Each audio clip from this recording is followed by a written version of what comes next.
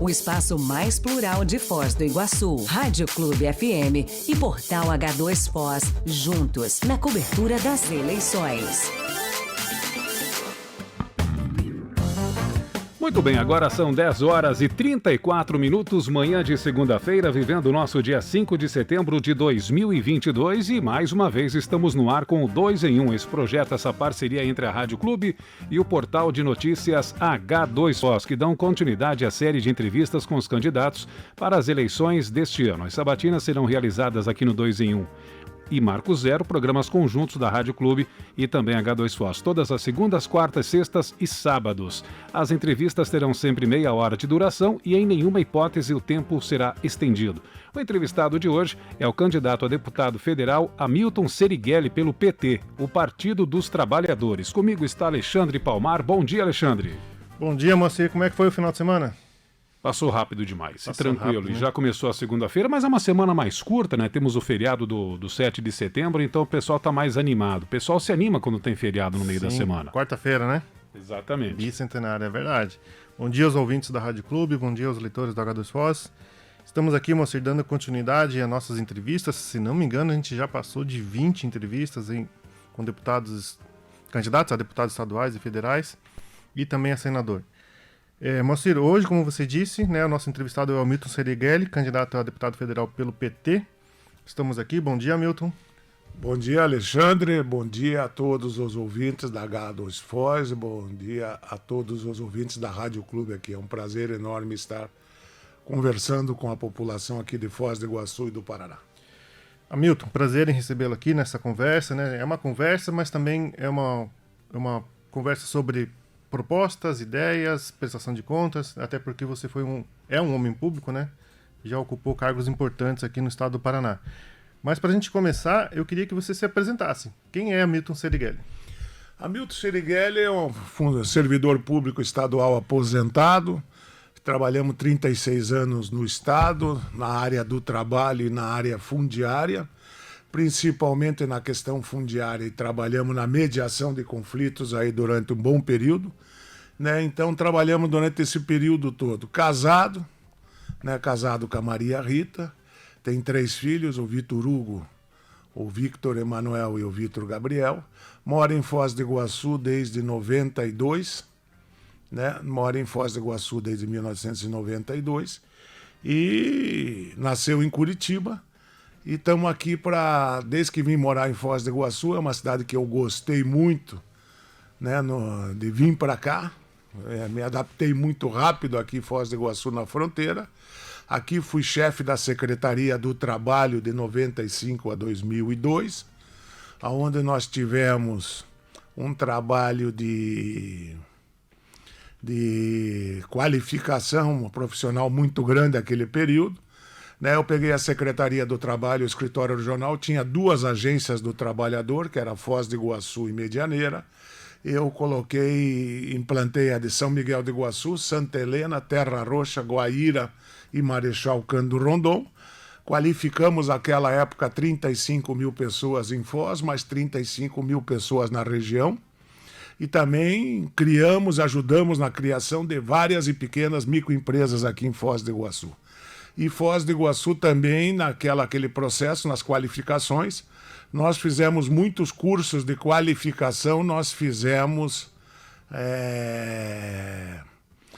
dentro de empresas, sindicatos, trabalhadores, fizemos muita parceria. Inclusive aqui no Jardim São Paulo, naquela época, um curso de eletricista, nós reformamos, se não me engano, de 14 a 18 casas para aproveitar o material e eram pessoas que estavam precisando. Então trabalhei nessa área. E nos últimos anos, de 2011 a 2018 e 2019, me aposentei. Voltei a trabalhar uma área que já tinha trabalhado no governo do José Richa, que é a questão fundiária do estado do Paraná, fazendo a mediação dos conflitos fundiários. Então nós conhecemos o MST desde a sua fundação em 84. Então nós trabalhamos juntos para que a gente pudesse pacificar o estado do Paraná. Então nós conseguimos, acho que pacificar, você vê aí no jornal nosso, até pedi autorização, o doutor Olímpio me autorizou, coloquei um ofício onde ele me determinou na minha ficha funcional um agradecimento pela paz no campo que nós tínhamos, os acordos que nós conseguimos fazer, a paz no campo no estado do Paraná. Pacificamos o Paraná. Né? Então é importante, e hoje eu fico muito contente que mesmo 4 anos depois de a gente ter saído do cargo, muitos dos acordos que nós fizemos, hoje tem uma comissão de mediação dos conflitos fundiários com o desembargador Fernando Prazeres, que tem homologado muito desses acordos. Então isso é importante, porque mostra que os acordos que nós fizemos de 2011 a 2018 foram acordos feitos na base, não foram de cúpula, tanto que duraram 4 anos e muitos deles têm sido homologados. Serigueli, bom, antes da próxima pergunta, só citar aqui, você falou do Olímpio, né? O Olímpio de Sá Sotomayor Neto, que é Procurador-Geral da Justiça do Paraná. Serigueli, e por que decidiu... Essa informação está aqui no seu jornal, inclusive, né? Por isso que eu lembrei, consegui ver de cabeça aqui, de leitura. Por que você decidiu lançar sua candidatura a deputado federal? Primeiro, isso é importante porque é um debate que a gente tem visto aí, que muita gente, às vezes... Hoje eu vejo muito candidato a deputado federal, que é clínica geral. O cara fala de todos os setores, educação, saúde, cultura, fala de energia, fala de água, fala de tudo, e não faz nada. E o que eu resolvi discutir nessa eleição e colocar? Nós temos muita gente acampada no estado do Paraná que nós precisamos resolver a questão da reforma agrária. Nós precisamos parar de falar de reforma agrária e começar a fazer a reforma agrária. Então eu coloquei meu nome à disposição para a gente ir a Brasília e realmente tirar do papel essa discussão. Você vê, Alexandre, eu me lembro que eu estava no governo do estado, eu não posso reclamar de nenhum proprietário da região de Cascavel. Todos eles colocaram as áreas à disposição para o INCRA fazer uma avaliação e comprar as áreas e resolver os conflitos. E o governo federal não anda, é dificuldade. Então nós colocamos o nosso nome à disposição. Um dos assuntos importantes e dos temas importantes é que a reforma agrária ande, saia do papel. Segundo, eu vi que esses últimos 4 anos aí a população ficou sem casa, a população de baixa renda não tem nenhum tipo de financiamento, não tem um tipo de moradia popular para a população de baixa renda. Ela ficou na mão da especulação imobiliária. Largaram a população na mão, vamos dizer assim, a ovelha para os lobos. Então nós temos que urgentemente resolver essa situação e dar condições que as pessoas tenham a moradia boa, bonita e barata o mais rápido possível, voltem a ter essa moradia. E terceiro, que é um assunto delicado, mas é muito importante e nós temos que debater, principalmente nessa região, é a questão da demarcação das áreas indígenas. Nós pegamos muita informação que tem aí na região, desde 1948 a 82, os índios foram retirados daqui da região para fazer a colonização da região e para fazer a construção da Itaipu. E não foram indenizados pela Itaipu. E nós precisamos resolver essa questão de território, porque eu vejo tanto os indígenas como os agricultores vítimas das políticas de governo. E nós precisamos que o Estado tome essa providência, chegue na frente e resolva isso. Mas o Estado brasileiro é tão omisso nessa situação e não quer discutir, diz que não é com ele, que deixa na ponta aqui, coitado dos indígenas e dos agricultores se matando, e o Estado brasileiro faz de conta que não é com ele. O Estado é responsável por resolver essa situação, tanto dos indígenas como dos agricultores, o mais rápido possível, porque os dois são vítimas das políticas do Estado. Por isso que nós colocamos o nosso nome à disposição e temos também aqui essa questão da baseada mais no campo, mas vamos daqui para a área urbana. A reforma trabalhista acabou com o salário do trabalhador da iniciativa privada. Nós precisamos recuperar o poder de compra do trabalhador. E estão tentando, agora, aí no Congresso até hoje, acabar com o poder de compra do servidor público. Tanto que não deram reajuste para o servidor público e o servidor público está perdendo o seu poder de compra. Né? Você vê aqui em Foz do Iguaçu, então, Alexandre, que é uma vergonha essa questão do transporte coletivo. Não anda, não vai para frente, não vai para trás, caro e ruim. Né? Nós já estamos discutindo há muito tempo com o Instituto Brasileiro de Transporte, que é em Curitiba, e eu tenho visto que tem condição de fazer a tarifa zero para o consumidor aqui. Quer dizer, o usuário não precisa pagar, tem o dinheiro do CID e mais de alguns impostos que for montando um fundo municipal de transporte, pode bancar o transporte, porque esse modelo que está aí está falido, não vai se sustentar com tarifa. Tem que ter um novo modelo do transporte público. E isso nós temos que debater. E eu vejo que não se debate esses assuntos, porque os interesses econômicos, uma pequena paróquia daqui, outra dali, fica o interesse de um e de outro, e o interesse coletivo fica jogado do lado. Estamos conversando hoje com o candidato a deputado federal pelo PT, Hamilton Saniguel. Você citou 3 situações, Hamilton. A questão do campo, essa questão agora do trabalhador, e quais outras ações e projetos que o senhor pretende defender caso seja eleito? Bom, você vê, se você pegar só isso, já deu trabalho para 4 anos e muito mais do que tem aí, não é verdade? Verdade. Se você pegar isso aí, já tem muitas situações que você precisa resolver isso urgentemente. Porque se nós resolver isso, você resolve principalmente a questão de território. E quem tem território já resolve o problema da água, da moradia, já resolve o problema da alimentação. Então você veja, porque no pequeno município, o pequeno município ele não recebe uma grande indústria. A grande indústria que tem no município é a criação de um assentamento. Porque cada família que chega lá, por exemplo, você leva 200 famílias, ela recebe R$70 mil para implantar, para ela se implantar no lote. Você vê, são 14 milhões de reais que recebem na primeira parcela. E significa, às vezes, muito mais que muito orçamento do município.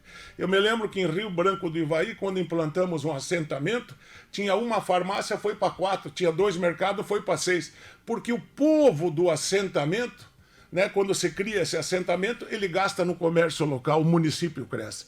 E todo município equilibrado, ele precisa ter 50% da população na área urbana ou 50% na área rural. Aonde ele tem mais gente na área rural, ele é muito mais forte, o município, que, né, economicamente, porque tem muita gente. E o Paraná, ele tem uma característica, que é 70%, 80% das propriedades são até 20 alqueires. Então é um estado de pequena propriedade, por isso que o Paraná é um estado forte. E a pequena propriedade que é responsável por colocar 72% da alimentação no bolso brasileiro. Se imagina se as pessoas saíssem do campo e viessem para a cidade. Se imagina como é que nós íamos pagar, quanto ia pagar a alimentação, Alexandre? Sim. Quando nós íamos, quer dizer, desregulava todo esse mercado que está aí e quanto que seria o custo para isso. Então a importância de manter as pessoas que querem ficar no campo e com condições de produzir comida sem veneno, que é de vital importância, como fazem assentamentos e a pequena propriedade hoje no Paraná. Serigueli, permite-me chamar de você, de senhor? Pode chamar de você, porque tem tá problema. Certo. Serigueli, você falou sobre a questão do transporte coletivo, citou como uma possibilidade a tarifa zero. Eu te pergunto, isso não pode sobrecarregar o Estado, os municípios, né? Aqui, quando eu falo Estado, eu digo os municípios, prefeituras, mas também o Estado como um todo. Isso não pode sobrecarregar? E tem algum modelo que já criado no Brasil que pode ser servido? E pensa numa lei específica para algumas regiões ou para todo o país? Não, você pega, por exemplo, Maricá, no Rio de Janeiro, até o João Pedro Stedley tinha me falado com o Quaquá, que é o prefeito lá, agora não é mais, que eu tinha marcado para ir conhecer e não consegui chegar lá, porque eu tive um problema, não pude ir. Mas o Quaquá lá, Maricá banca com o royalties do petróleo, o transporte coletivo. É uma cidade, se não me engano, de 160 mil habitantes. Tem várias cidades no Brasil já mandando e discutindo com isso. Segundo o Instituto Brasileiro do Transporte, só com o CID, que é aquele imposto que tem em Brasília, que hoje é usado para manutenção de estrada, e na verdade, vamos dizer assim, é o imposto dos empreiteiros, né? Daria para bancar o transporte coletivo no Brasil inteiro, segundo o Instituto do Brasileiro de Transporte. Então significa que tem condições de fazer, é só vontade política. Por isso que nós colocamos, Alexandre, e vou lá dizer mais uma vez, é que o nosso nome é à disposição, porque nós temos que ter um representante aqui dos trabalhadores que defenda o coletivo dos trabalhadores. Porque hoje Foz do Iguaçu tem representante dos empreiteiros, dos empresários, menos dos trabalhadores. Nós precisamos chegar lá para que o interesse do trabalhador e o interesse do pequeno e dos mais vulneráveis seja a voz no Congresso Nacional. Certo. A gente também pega um pouco da vida pública partidária de cada candidato, e eu queria saber de você o seguinte: essa é a terceira vez que você concorre a um cargo eletivo, né? Em 2004 você foi candidato a vereador pelo PSDB, em 2014 candidato a deputado estadual também pelo PSDB, e hoje está no PT. Então pergunto, por que mudou do PSDB para o PT, considerando que os dois partidos, por muito tempo, eles foram críticos um do outro. Você vê, quando nasceu o PSDB em 88 e o PT nasceu em 82, era muito próximo um do outro. Se você pegar a história do PSDB, o PSDB era um partido de centro-esquerda. Se você pegar hoje o PT, que eu estou aqui, é muito próximo do PSDB que nós fundamos. O PSDB que está aí foi muito à direita. Então eu comecei lá dentro do PSDB ver as dificuldades que tinha nesse debate que nós estamos aqui dentro do PSDB, com uma dificuldade muito grande de debater, porque tinha muita gente que não entendia o que eu estava falando. Daí eu vi que esse processo hoje aqui, eu me sinto muito confortável para fazer esse debate hoje aqui, com tranquilidade, a falar da reforma agrária, falar da questão indígena, dos direitos dos trabalhadores, no PT. Coisa que no PSDB eu já estava sentindo desconfortável, por isso que eu vim para o PT. O PSDB era mais social-democrata na época? Não, o PSDB começou social-democrata e o que aconteceu? Por que não teve a terceira via na eleição? Por que não aconteceu a terceira via? Na minha opinião, porque o PSDB que fazia esse papel, ele era centro-esquerda. O PSDB virou centro-direita, acabou a terceira via. Você entendeu? Sim. Muito bem, vamos falar agora com relação à política nacional. O seu partido PT tem Lula como candidato à presidência. Por que novamente Lula, Sirigueli?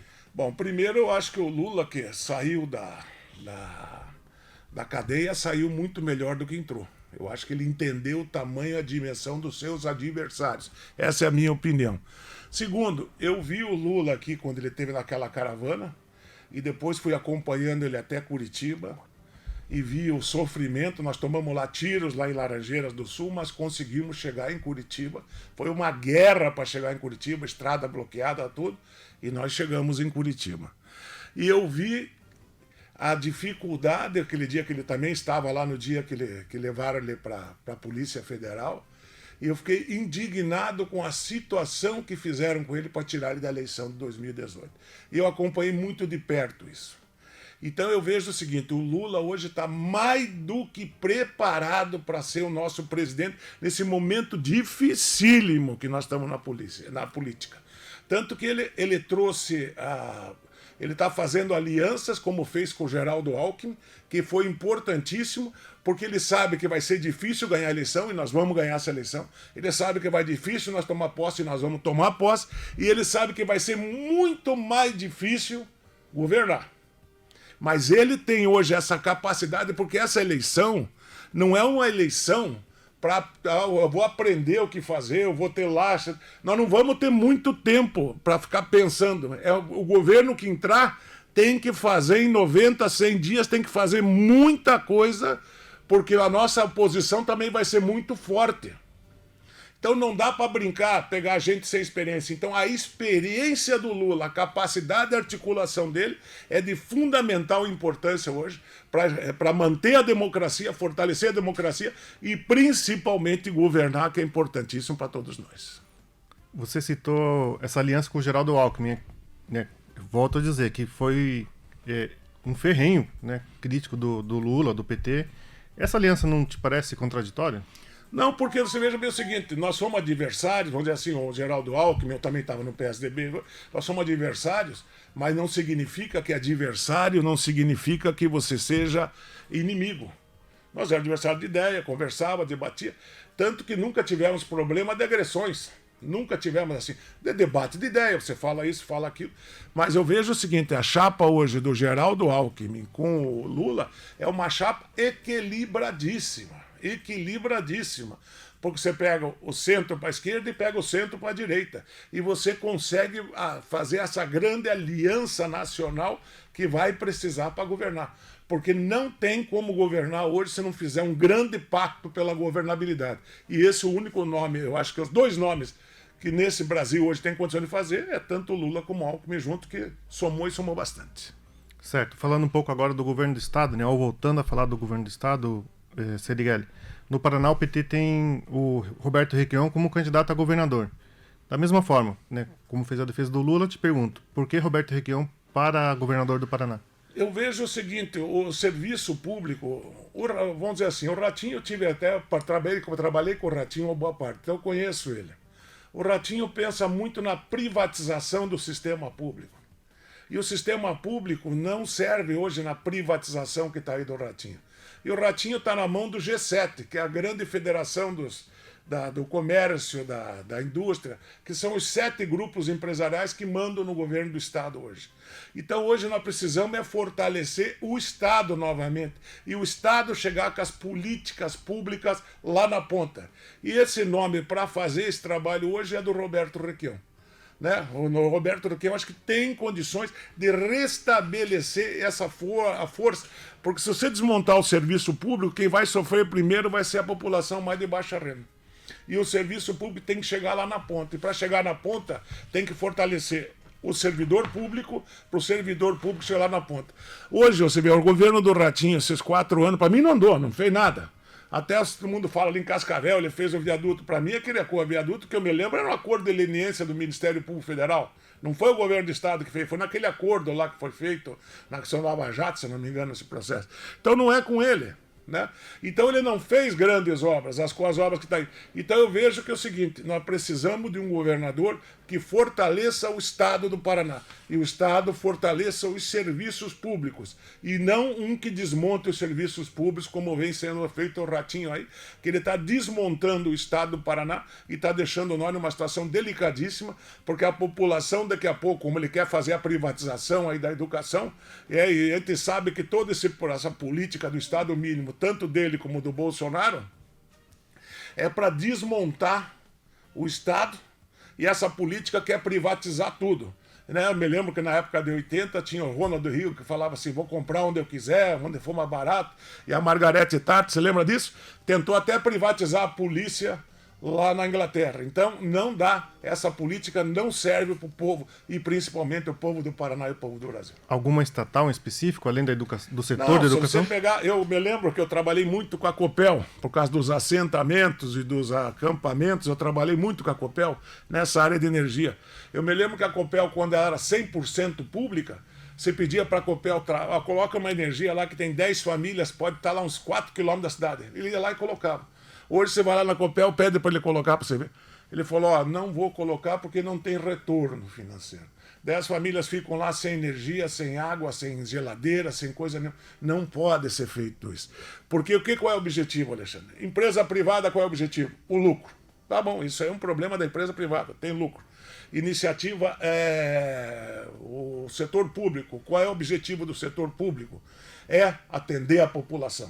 Não é lucro, é atender a população. E estão invertendo, querendo com o poder público para dar para alguns acionistas ganhar dinheiro. Isso aí não está certo. Muito bem, candidata, quando saiu aí as candidaturas, né, a gente observou um grande número aqui em Foz do Iguaçu. Por exemplo, para a federal são 23 pessoas que postulam a vaga. Como é que o senhor vê esse excesso, ou na sua opinião está correto esse número de 23 candidatos a deputado federal por Foz do Iguaçu? Eu vejo o seguinte, eu vejo que os partidos se utilizam muito aqui em Foz do Iguaçu de candidatos para tentar fazer cabo eleitoral. Né? Gente que às vezes não tem condição de se eleger, mas fica para atrapalhar alguns aqui, para tentar manter o poder de alguns. Então eu vejo essa discussão aí, eu não quero me intrometer nos partidos dos outros, cada um tem, mas eu vejo que Foz do Iguaçu, as lideranças de Foz do Iguaçu têm que ter mais responsabilidade para poder ter as lideranças e força política, como o Cascavel tem, elege 4 deputados federais, elege 3 ou 4 federais. Quer dizer, nós não conseguimos se organizar ainda como sociedade para poder ter a força política que Foz do Iguaçu merece e precisa.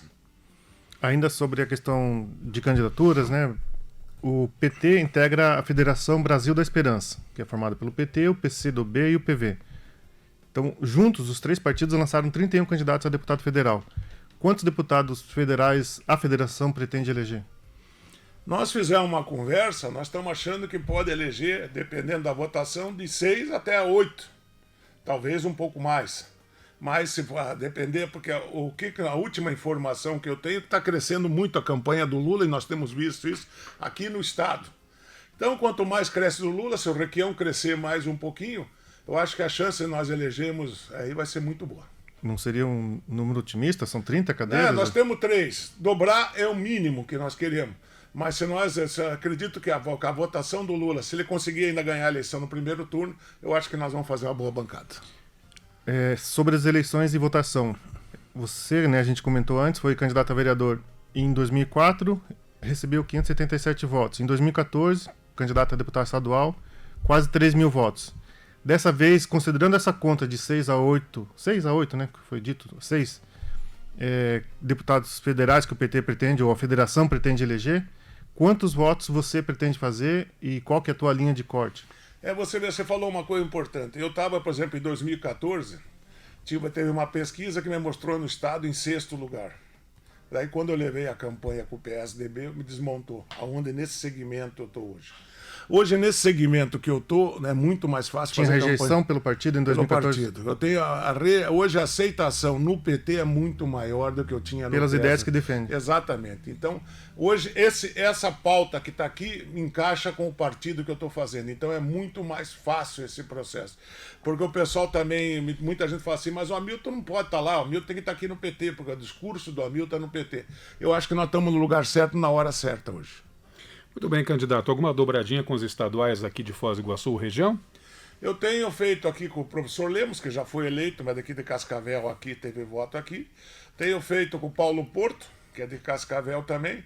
Tenho falado aqui com o professor Cláudio, que é de um coletivo que está aqui. Esses dias conversei com o Luiz, mas não fechamos ainda uma dobradinha, estamos ajustando e daí. Nós temos feito dobradinha com a região e outros candidatos que também, não sou eu que estou falando, mas é o povo aí da região, que tem conversado, que não são da federação, mas são do que apoiam o Lula, que também a população tem conversado conosco aí, com o pessoal de São Miguel do Iguaçu. Pela federação, são 53 candidatos a deputado estadual, né? Que são as dobradinhas que tu vai fazer. Quantos pretende eleger? Tem ideia? Embora não seja tua área direta? Não sei. Hoje ele tem 5, né? Acho que o filho do Requião, né, que veio, acho que são 6, se eu não me engano. 5 ou 6. 5. Então eles também, acho que eles estão calculando 10. Pelo que eu entendi do professor Lemos, ele me falou comigo esse dia em Cascavel, é dobrar a bancada. Essa é a perspectiva de todo mundo. Muito bem, candidato. É assim que a gente vai conversando dentro aqui do nosso 2 em 1 e é consideração final já, Palmar? Não. Você que tá tem a questão, também a gente faz uma pergunta que faz para todos aqui, Isso. Em relação ao patrimônio. Você declarou à justiça ter um patrimônio de R$203 mil, é um imóvel, né? Imóvel, financiado pela Caixa ainda. Pois é. Da Caixa ainda. Eu vi lá, e na eleição anterior tinha 2 carros financiados também. Também. Mas estava nessa casa de R$200 mil também. Mas quanto que pretende gastar nessa campanha? Quais são as fontes de arrecadação, né, para essa campanha? E eu já vi ontem que o senhor está fazendo uso do fundo eleitoral, é um valor de R$15 mil, me parece que é a primeira etapa. 19.400. Isso. Eu não... Na verdade, eu tenho muita gente me ajudando, e muita gente, porque meu nome é conhecido no estado todo. As pessoas estão me ligando, meu telefone é bom, porque meu telefone é o mesmo há 30 anos, então o pessoal me acha, quem quer achar, acha. Então eu não tenho assim uma ideia do que vão gastar. Vai ser, para mim, é só esse fundo que está aí, acho que vai dar uns 38 mil. Não tenho muito o que gastar desse processo, também não tenho onde buscar recursos também não. Mas o que nós vamos gastar vai ser o que está aí mesmo no fundo, e muita gente que está nos ajudando como voluntário, que estão entrando, que estão ajudando, que vem buscar material. E hoje a facilidade que você tem da mídia social de você mandar o número, que as pessoas estão pedindo muito número nesse processo todo e estão pedindo. E o número ficou fácil, né? O 1345, que é mais conhecido como 15 para as 2, então vai mais fácil nisso aí. Mas é isso aí, mas não tem muito, não tem, até porque você não tem, fora o fundo eleitoral, você não tem recurso e nem pode. Os recursos hoje, as pessoas estão tudo quebradas com essa política econômica aí do Bolsonaro, e só pode pessoa física e ninguém pode te ajudar, é muito raro. Tá certo. Serigueli, a gente chegou aqui na nossa reta final, temos ainda 3 minutos para suas considerações finais, palavra aberta, quiser de repente colocar alguma ideia, proposta que não foi colocada. Não, fica à tua disposição. Viu, Alexandre? O importante é o seguinte, aqui tem um assunto aqui que é fundamental aqui, que é a questão das cataratas do Iguaçu. Em 2012, nós registramos em nome do Estado do Paraná as cataratas do Iguaçu. Os 1.088 hectares são do Estado do Paraná. Tem uma demanda judicial, aqui o Estado perdeu na primeira instância, mas está ganhando lá na segunda, que o Ministério Público Federal deu a favor do Estado. E agora está sendo demandado no TRF, estão aguardando a votação do relator. Por que nós registramos isso? Primeiro porque nós procuramos, à época, o Zé Carlos estava no INCRA, e veio aqui e falou, Milton, eu não achei a matrícula das cataratas, nós temos que procurar isso. E ele estava no ITC e nós começamos, quando assumi a questão fundiária, fomos procurar essas matrículas. E achamos essas matrículas que estava à disposição, o Estado do Paraná tinha comprado essa área numa desapropriação do Jesus Val. Então, todo esse processo, por que é importante isso? O importante é que esse recurso, que as cataratas, segundo informações extraoficiais que nós temos, gira em torno de 300 milhões por ano. Uma parte desse recurso, já que o filé mignon é do Estado do Paraná, venha para o Paraná, venha para Foz do Iguaçu para aplicar no turismo e em projetos sociais da região aqui, como a causa indígena, como a causa das famílias sem terra, como a moradia aqui. Então nós temos que aproveitar isso com 2 milhões de habitantes, 2 milhões de visitantes. Agora, nessa licitação, agora passaram para 4, quer dizer que querem chegar a 4 milhões, então quer dizer que podem dobrar para 600 milhões. Então, esse recurso, vezes 30 anos, 600 milhões vezes 30 anos, dá 18 bilhões. Né? E foi a outorga aí, foi de 1 bilhão e pouco, 1 bilhão e 600, mais 400 de obra. Quer dizer, é muito dinheiro que precisa ser aplicado aqui na região de Foz do Iguaçu e principalmente, eu não sou nem nada contra ganharem dinheiro, mas com o poder, com um patrimônio público, esse dinheiro precisa ficar na mão do povo do Paraná. Tem mais 1 minuto, candidato. Tá certo? Você entendeu o raciocínio? Sim, sim. Então nós precisamos que esse dinheiro fique aqui na região. Entendeu? Que foi uma briga, porque isso aí foi comprado. Por isso que nós conseguimos registrar aqui no Lazares, né, que é o segundo ofício ali, né? Então tudo isso aí é importantíssimo, Alexandre. E nós precisamos que essa região seja cada vez mais forte. Tá certo? Tá certo. Serigueli, mais uma vez, muito obrigado aqui pela sua presença, pela sua conversa, pelas suas informações prestadas. Desejamos aqui ao H2Foz e à Rádio Clube sucesso na caminhada. E é isso, né? Eu que agradeço e, gente, me ajude. Meu número é 1345 PT. Fez, faz, fará. Muito bem, Mocinho. 11 horas e 5 minutos, assim fechamos mais uma entrevista aqui no nosso 2 em 1. Hoje foi com o candidato a deputado federal Hamilton Serigueli pelo Partido dos Trabalhadores. Ele é casado com a iguaçuense Maria Rita Alves Serigueli, com quem tem 3 filhos, Vitor Hugo, Vitor Emanuel e Vitor Gabriel. Servidor público estadual aposentado, exerceu chefia regional da Secretaria de Estado do Trabalho de 1995 a 2002. Quarta-feira, mais um candidato, mais uma conversa aqui no 2 em 1.